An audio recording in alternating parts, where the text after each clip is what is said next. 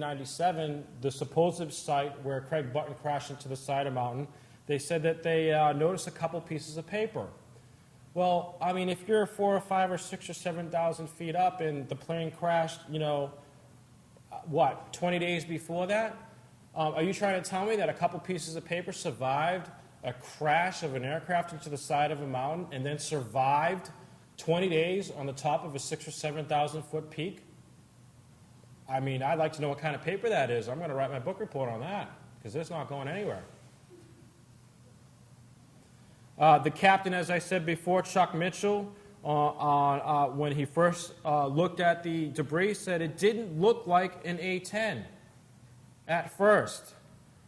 But upon closer examination the next day, he said that it was 99% sure that it was the missing plane. Well, that's interesting. Since they hadn't recovered anything, how could it be 99% sure it was the same plane?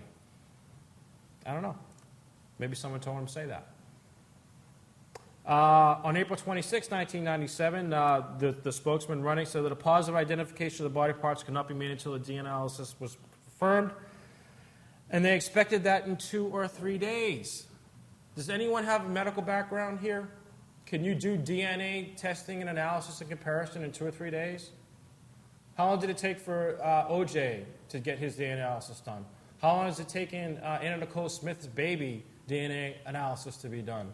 Are we to believe that the military can do it in 2 or 3 days? The U.S. Forest Service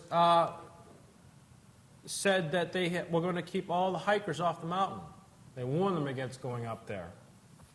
Why? When have they ever done that before for any other crash site? I don't know. I've never heard of it. I was in the Civil Air Patrol. Okay? We would have been, if this had occurred and I was still in the Civil Air Patrol, we would have been called out to search for this aircraft. And you'll see in a moment that that didn't happen the way that it was supposed to. There is no evidence of great fire damage or marking. Well, if you crash a plane into the side of a mountain, you're probably going to burn a couple rocks. I don't know. Color me crazy. What happened to the 4 bombs? We don't know. How is it possible to test DNA in 2 or 3 days in 1997? I don't know. What happened to the papers found almost a month after the crash? Okay, what was on those papers if they were really there? Are we led to believe that they just stayed on the side of a 60-degree slope covered by snow for 20 days? Unless they were dropped a day or two before then?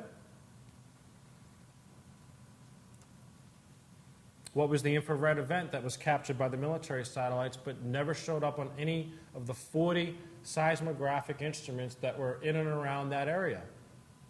Okay? You crash a plane in the side of a mountain, you're going to pick it up on a seismograph somewhere. Okay?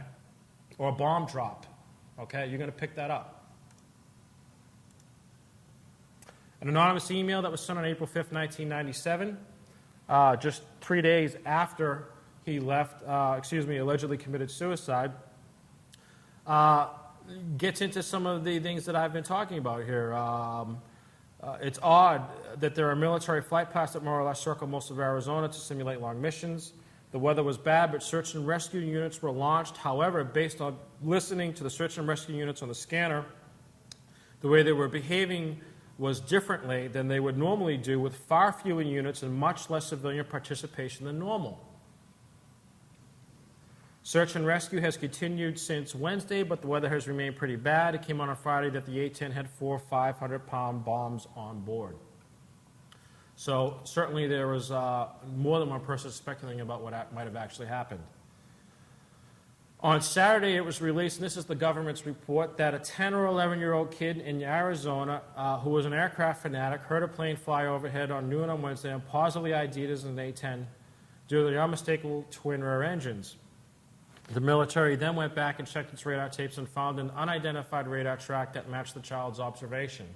Well, it's good to know that 10 or 11-year-old kids are really spearheading the investigation. Okay?